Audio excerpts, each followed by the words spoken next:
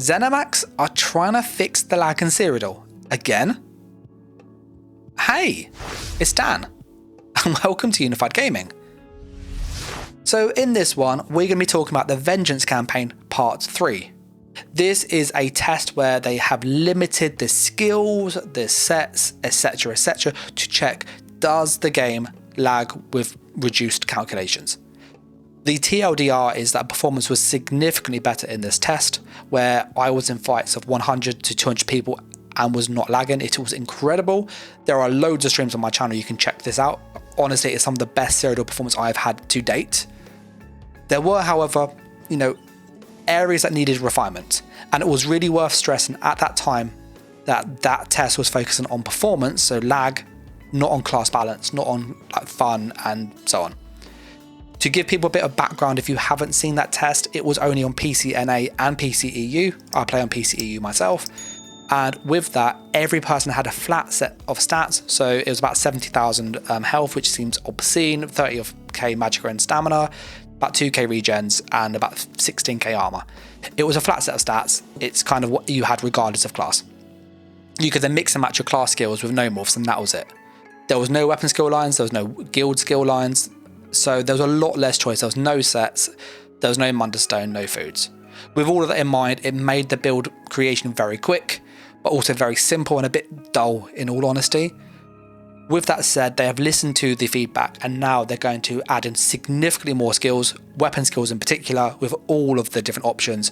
So this video, I want to go through all of that so you can see exactly what the new options are, how they work, and more importantly, just remember that with these tooltips, they are assuming the players have 70,000 health and there's no battle spirit.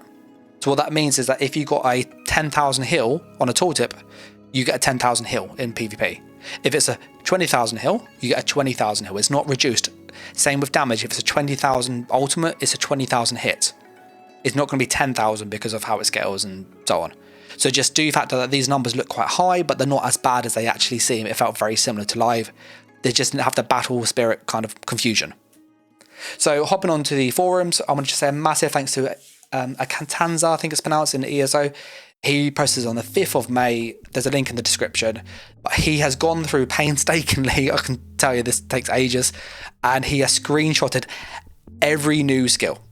If you want to see the old skills, I'm going to just refer to the previous videos and stuff I've done on the channel, the loads there. But essentially the class skills felt how the class skills felt. This is all about the weapons and so on. So starting off, we've got the assault skill line. In the assault skill line, you have Warhorn. Warhorn this time, when you use it, all of your allies get increased recovery, 2,500 regens for 6 seconds, and it's up to 5 people. So this is really, really cool because it's basically just a really good group regen buff, and regen is really hard in there. You've got no CP. It is really punishing without the CP. So this is quite a nice one to see. We then have cow drops. You basically throw a giant ball on the floor, it hits 3 people, it does some damage and it snares them. The ball itself doesn't actually stick on the ground, it is an instant hit, so there's no damage over time. So just do factor that in, but it's still a nice skill nevertheless. You then have Vengeance Magicka Detonation, which I really like the idea of this. The way in which this is a curse you chuck on a person, and then if you continue to keep using it within this 4-second window, the damage scales up and up and up and up. So what this actually means is if you land this on 4 people, this scale goes up really, really, really high. It hits 1 person, so just bear that in mind, it's not AoE like it used to be, but with that in mind, when it does hit, if you can proc it 4 times before it explodes, you're going to get like a 20,000 hit. It is a lot of damage on 4 people. So this is really, really nice. It's also worth stressing this cannot be dodged. So sync this with Haunting Curse, for example, on a sorcerer, and you've got a really good just delayed burst skills combo. You then have Vigor, which is a 28,000 heal over 6 seconds. So really good healing. Like this is great. There's very few heal over time, so great to see this. And then you also have Rapid Maneuver, which gives you Major Expedition. This is for you and 3 allies, so this is really nice to see because some of the speed boosts were lacking, in all honesty. It is worth stressing that this is 6,500 stamina almost. It is incredibly expensive. So just be mindful of how you use this. And as always, you've probably noticed a pattern. It's 3 target caps. So there's 3 people, that's about it. Going on to the support skill lines, you then have Barrier, which is a 52,000 ward for 15 seconds. It is for yourself and up to 2 nearby allies. It is a massive shield. It's 250 ult. The banner is 200 ult, so the Warhorn's 200. With that in mind, Barrier is going to be a great one to use in small scale. It is literally a don't die button for you and an ally, so this is incredibly good. You then have Siege Shield, which was needed. It reduces siege by 50% for you and up to 3 people. It again is a buff, so it goes on you. It's in a slight area, but you have to like go into it to get the buff. So with that in mind, it kind of procs as you move in and then carries on with you as you move out, so you can go in and out of it, which makes it a bit easier to use than currently live version. So this is quite nice to see. You then get a Vengeance Guard. This is guard whilst you bond to an ally, you take 10% of their damage and you increase your damage taken by 10%. It's literally guard, so there's nothing special there. Purge is really expensive. It removes 3 negative effects. It costs almost 8,000 magicka. It's incredibly expensive. It's for you and 2 allies. I would avoid this, to be honest. It's not worth it. It's too expensive. So this probably needs reducing quite drastically to like 5,000, and I think it's probably decent. And again, with Siege Shield, it's 8,100. It's incredibly expensive, so just do factor that in. You then have Revealing Flare. This is basically anti-Nightblade. Nightblade was incredibly potent because of invisibility and movement. Yes, it had a cast time. Yes, there was a gap between each use, so you couldn't like spam it, but it was very good. And this just counters that. So this will be really nice to see. It's got a big radius, 10 meters is massive. It's also quite cheap, and it also damages them if you hit them. So this is going to make a counter to Nightblades now exist. So this is good to see.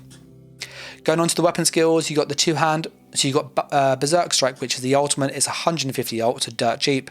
15,000 big hit for you hit them and 2 people nearby. So it's like an AoE, which is quite cool. And it also gives you penetration and resistance. So when you hit them hard, you do loads of damage. They can't mitigate it, so you just bypass the damage, which is awesome. So it's a flat for like 15k, which is great. And you also get 22,000 armor back. So this is a fantastic ultimate to use for PvP. Like, I would recommend this if you're on a stamina build for most classes, because it is that good. Most classes lack any real good like melee ultimate. There's no Dawnbreaker, so this is a good alternative. You then have Uppercut, which is a channel. It's 0.8 seconds, 2.7k stam, and it does 12,000 damage. What you'll notice is that this damage of 12,000 is roughly melee spammable damage. So any melee skill that is your spammable is about 12k damage as the baseline. If it's a gap close or it's something slightly different, it might be higher or slightly lower depending on its use. We then have Crit Charge, which is 6,300, and it's a guaranteed crit. With the changes to lack of impen and also the base crit resist, what you found was that you did about 30% crit damage on average. So factor that in with buffs and so on, you're going to do an extra 40% total. So you're going to do roughly with a crit about 8-9k. So it's going to be less than obviously the Vengeance. It's like spammable, but it's still pretty good. You could just spam this and it's not going to be terrible. We then have Momentum. So this focuses your strength and resolve to gain minor falls, so crit damage. It always gives you minor endurance, so regens, which is great. So this is a really good like sustained damage boost. That's about it. It doesn't really give you like your major brutality or major sorcery. They're kind of expected in your kit anyway, to be honest. So this is more for that crit buff and that sustain. You then have Cleave, which is an AoE. It hits around you. It hits up to 3 people. It's 7.8k, so you can see this is roughly about 40% less than Uppercut. It is AoE though, and you do get a shield of 7,800. So as you use it, you can just keep spamming this for free, and you might notice that that 7,800 damage is exactly the same as the shield. Which means if you're fighting someone who's using the same skill, you're both going to hit each other, both use the shield, take no damage. So this can actually become quite good in like 1v1s because you're doing damage and you're healing essentially. So this is quite a good skill. It's expensive, it's not great damage wise, but it's worth considering if you want to play in more of a Zergy group play. You then have a reverse slash, which is your execute. It's 5k base, but it goes up to 300% when they're below health. So the way in which this works is it's 5,000 at 50% health. When they're half of that, so say they're at 25% health, you get 150 bonus, so you now get about 12,000. If they're lower still, you're going to be about 15, 16,000, and then a bit higher even still. So this is like your normal execute basically. When they're low health, just spam this. But that's the two-hander. The two-hander looks pretty solid actually. It's a really good set of skills, really great. We're now going to focus on two one-handed shield. You've got spell wall, which basically reflects attacks kind of, so it has auto block. So when you use this time, you just block attacks, which does bring into question the damage that you're going to take. Block reduces damage by half, so 50%, which is great, but you are going to take some damage, whereas spell wall, which reflects the attacks currently, that means you take no damage from projectiles. So this means you'll be taking damage from snipe, from false pulse, from crystal fragments, all those range skills that you normally avoid with spell wall. This doesn't work like that, so just do be careful with this. It's cheap, it's a good defense ult, but you are going to still take damage. It's not going to be a I don't die whilst I move around. You then have Puncher. Puncher does 5,000 damage, so it's not as spammable. It is dirt cheap, but it does apply major breach, so you can do more damage to people, so this is worth considering. There are better options in my opinion, but it's still worth considering. We then have a low slash. This is 6,300, so half of a spammable, but it does hit them with minor main, reducing the damage done. That isn't really worth it in my opinion, so I'd skip this for PvP. You then have Power Bash. This is a 10,000 hit. It also considered a bash, so it does interrupt if they are casting. This isn't bad, it's not a bad spammable. The uppercut is 12,000, this is 10,000, so slightly weaker, but you do have that interrupt mechanic built in. It's also got a 7 meter range, which is the same as this range, so there's no advantage there. The only main reason to use Power Bash is that it's instant, so you can cast this and then roll dodge and it will land straight away. Whereas with Wrecking Blow or Uppercut in this case, you have to actually cast it and then wait 0.8 before it hits, which means you can't animation cancel it with a roll dodge. So for those more experienced players, Power Bash may be more useful. We have Defensive Posture. This is fantastic. Like, this is basically a free shield for any class. So for that reason alone, I would recommend considering this. It gives you a 21,000 shield for 6 seconds. Now, bearing in mind your health is 70,000, so it's roughly about 25% of your HP, give it 20-25% of your HP. So it's pretty good. It's a lot of health, but you can stack this with other stuff with a sorcerer. So a sorcerer running this on the back bar with Ardent Ward, so with your shield, you can have a lot of health in this campaign, as in like shielding. It's just very, very, very expensive. So just do factor that in. It's like a pseudo burst heal, but it's quite expensive. We then have Shield Charge, which rams them and it stuns them for 4 seconds. You'll notice there's no damage on this. So I'm not quite sure whether that is intended or not, but a lot of the stuns I saw didn't do much damage. They were always a stun and that was it. So we'll wait to see what actually happens. They might rework this or adjust this a little bit, but this is just a stun at the moment. Do note that the stun is 4 seconds, but they can CC break. So it's really like 1 second, maybe 2 seconds at most. So it's not really worth it. We then have Dual Wield. Dual Wield is, as you'd expect, is more of damage over time. So you Lacerate is a 43,000 bleed over 8 seconds, and you heal for 3,150 each time it does damage. So essentially, you get a good amount of damage, and you get about 24,000 healing roughly if it hits every single time.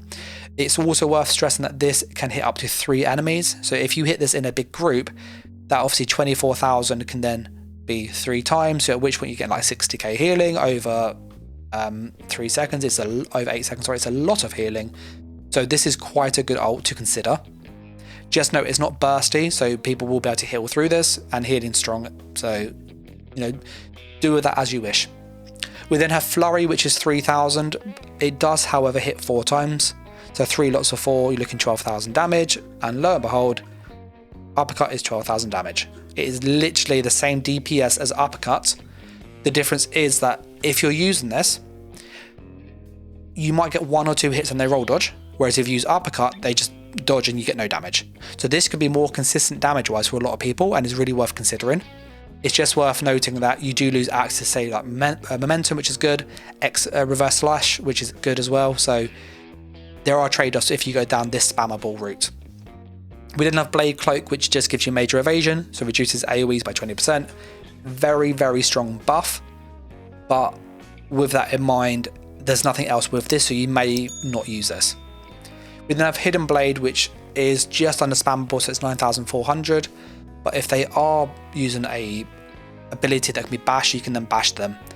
You will notice that this is very similar to Power Bash, which does the same interrupt mechanic. Power Bash is slightly more damage because it's more melee range, whereas this has a 22 meter range and it does cost a bit more. So slightly less damage because you do have that range advantage. That said, it's not a bad skill. There wasn't many people spamming like hard cast skills apart from Sorcerer, so I wouldn't rush to get this interrupt in all honesty. We then have Twin Slashes. So you slash an enemy doing 7,800 bleed damage. You then get an additional 7,800 bleed over 5 seconds. This is really, really good. You got to bear in mind that you'll get the 1 tick of bleed straight away when you do this, which is awesome, which is going to give you essentially, you know, an extra 1,000 or so. So it's about a 9,000 base tooltip if you kind of compare it, factor in that first tick of bleed. It's also incredibly cheap. So this could become quite a good, like, spammable, in all honesty. If you just keep spamming it, bleed has hemorrhaging, it's a great status, great damage. So this could be really, really good if you build into this. We then have Whirlwind. This launches yourself with lethal spin. It does 7,800 damage to enemies. It does not mention that there's a 3 target cap, but they did go through, the person who posted these pictures did go through and test this, and this was tested on NPCs, and it does hit 3 people only. So even if there's a big Zerg, this is only going to hit 3 people. That's kind of dual wield, so very similar to 2H. 2H is basically more bursty, dual wield is more sustained damage with some bleeds. Sword and shield is basically take less damage, do less damage. We then go on to bow, which is like the stand range weapon. You've got rapid fire, so it's 56k over 3 seconds. This is a lot of damage. You can also move at full speed when you use this, which is awesome. Normal channels you can't. And on top of this, you can't be disabled, so you can't be stunned or immobilized. So this is really, really nice. It's also really, really cheap. It's got a great range. So this is a really nice ultimate to use, especially if you can get a stun in there. So there are ways around that, but really worth considering this. We then have Snipe, which is 10,800 physical damage. It's got a 35 meter range and it's 0.8 cast seconds. This is really, really, really good. Like Zergy wise, this is going to be the Zerg choice. It's spammable damage pretty much at incredible ranges. So this is going to hit quite hard. With people just doing this in light attacks, 2 or 3 people on you, you're going to notice it very fast. You then have Scatter Shot. You blast an enemy with an explosive arrow and it knocks them back 8 meters. So this where rapid fire and scatter shot comes well, because you could scatter shot into rapid fire. You then get a couple of ticks of damage. They CC break, roll dodge. You've got 2 hits anyway, so you've got a lot of burst. It is worth noting this is 22 meters, so you do need to be a bit closer, and it's 3.7k stam, so quite expensive. We then have Poison Arrow, which is how Poison Arrow should be, in my opinion. Poison Arrow hits nice and hard. It does everything you want it to do. It is damage over time though. So when you combine the whole DPS, it's about 15k, but most of that is the dot. The initial hit is really low. There's no execute. So this should not be spammed, basically, is kind of where we're going with this. It is shoot once and forget. We then have Volley, which is an AoE. You hit people, it does 10k damage to anybody nearby. There's no like raining arrows, it just hits hard once. So this is quite good if you're shooting into big groups of people and you can line up that AoE thing. In all honesty, people are going to skip this. We then have Arrow Spray. This fires a burst of arrows, dealing 7.8k physical damage up to 3 enemies in front of you. So it's just basically a cleave. In all honesty, it's good. Damage isn't terrible. But again, if you got 3 or 4 people running this and they run into a person and just shoot them, you can get quite a lot of kills if you sync this with other people quickly. So it's worth considering. Going on to the Destro one, which is a bit hard to see in all honesty. I have loaded it up here. So we're going to zoom in just so you can see sort of where we are. So every weapon here will change based on the staff element. So Elemental Storm, you create a catalysm that does damage at the target location. It deals 21,000 magic damage to up to 3 enemies for 2 seconds. So after 2 seconds, it does loads of damage. If you're in the area, big hit. If you're not that big. It is 85 ult. This is incredibly cheap, like incredibly cheap. This feels like the counter to Zergs and group. That's kind of how it feels to me, that they want you to use this with the Magicka detonation to then counter ball groups, basically. It hits incredibly hard. You can peel 3 or 4 people off with that combo, and then you can spam like some other AoE skills from a distance, like Lightning Flood, for example. If you use the fire one, it does 21,000 damage. If you use the thunder, it does 21,000 damage, and does the frost, it's 21,000 damage here. The actual bonus doesn't change with this here. Every staff just has the same effect. This is the only odd one out. We then have Force Shock. So Force Shock or Crushing Shock, it does 9,400 damage. It's either fire, frost, or shock. It's not all 3 this time. So it will pick one of those at random and it will hit somebody.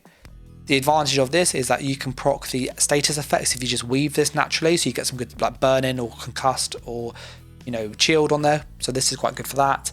It's got 28 meters range.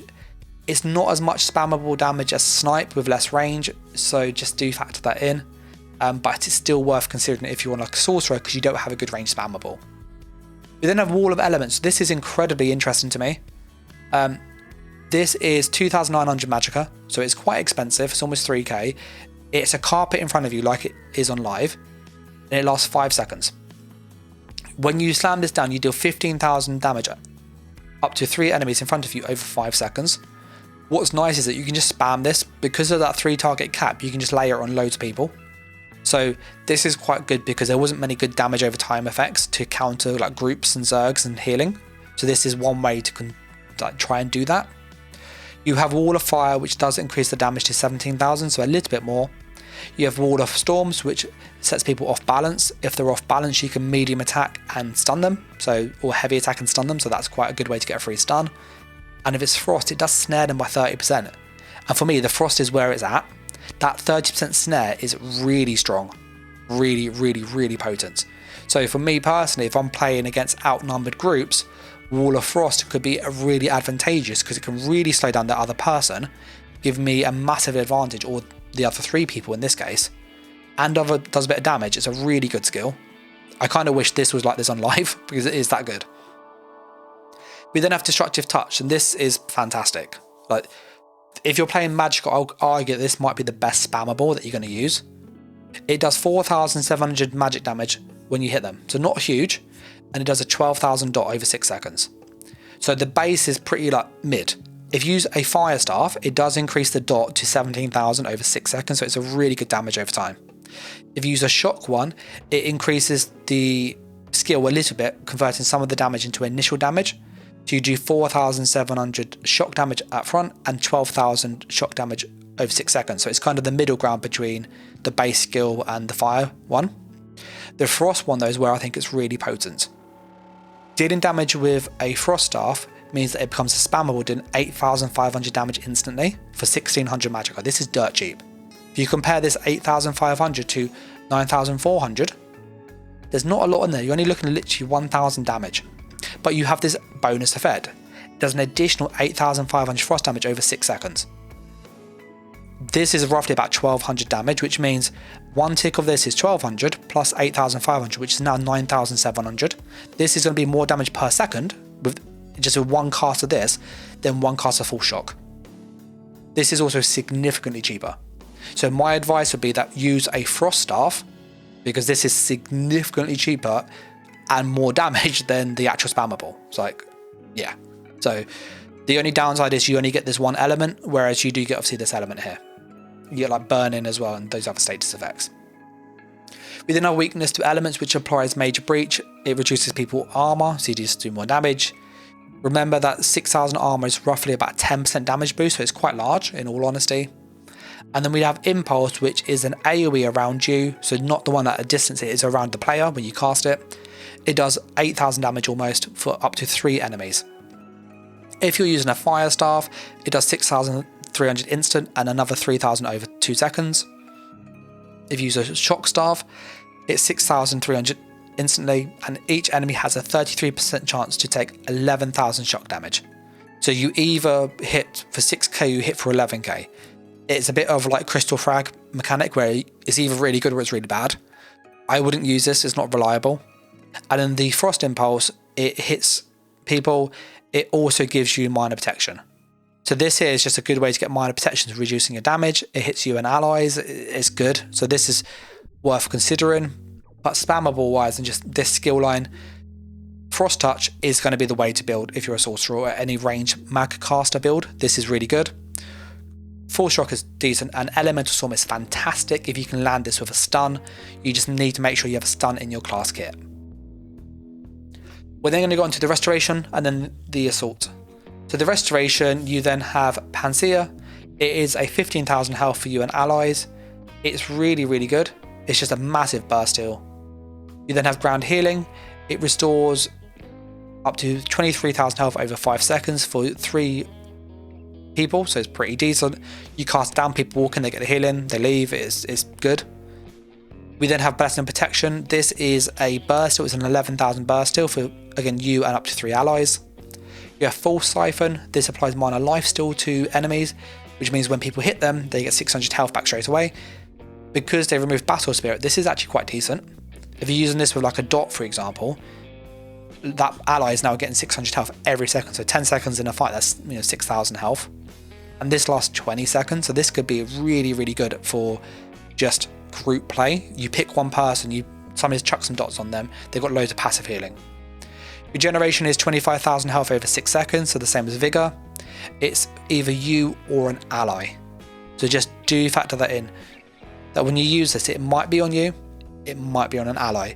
You then have to mess around with smart casting and hope it hits you when you need it. So Vigor is probably better if you're going for selfish healing, or if you want a bit of group utility, this could be a good route. Steadfast Ward is a shield similar as Regen. It gives you a shield for you and then other people, and the shield will increase by up to 100% based on your wounds. If you take that you're at half health, that's going to be 15,000. If you're at, say, 25% health, you're looking at about 17,000. So it's a pretty big burst heal if you treat it as a burst heal. It just doesn't get you out of execute range, so I wouldn't rush to get this. It's nice to have, but I wouldn't rush for it personally. I think there's better skills. And then that's kind of where we are. That is literally all of these skills. So there is a lot that we've gone through, a lot of changes, but I'm really excited for this test. And I want to say just again, a massive thanks to a Catanza, I think it's pronounced, who made these pictures. It took ages to go into game, screenshot every skill, which does take a lot of time. I've done it myself. So I'll just say a massive thanks for him to do that work. It really, really helps. But all of these skills and then your class skills now being added. And there was talks about possibly adding some set choices and also some CP. You're going to be able to make decent builds with some choice. And it's going to hopefully be just as performant where the game actually plays and it doesn't lag. So if you are interested in that kind of content and you want to see how it actually feels and plays, then do subscribe to the channel if you haven't already. I will be streaming this when it comes out. We're hoping in a couple of weeks, but we need to see the forums to see what news there is. There's no news as of yet. But I'm going to leave this here. I'm just going to say a massive thanks for anybody that has watched this long. I hope you found the breakdown useful from a PvP player. And as always, if you want to support the channel, likes and comments are greatly appreciated. Subscribe if you haven't. And if you want to support to get exclusive content, early access, then become a member today over on YouTube or on Patreon. There's all the details down below. But until the next video or stream, I'm going to say thanks for watching, guys. Take care. Bye.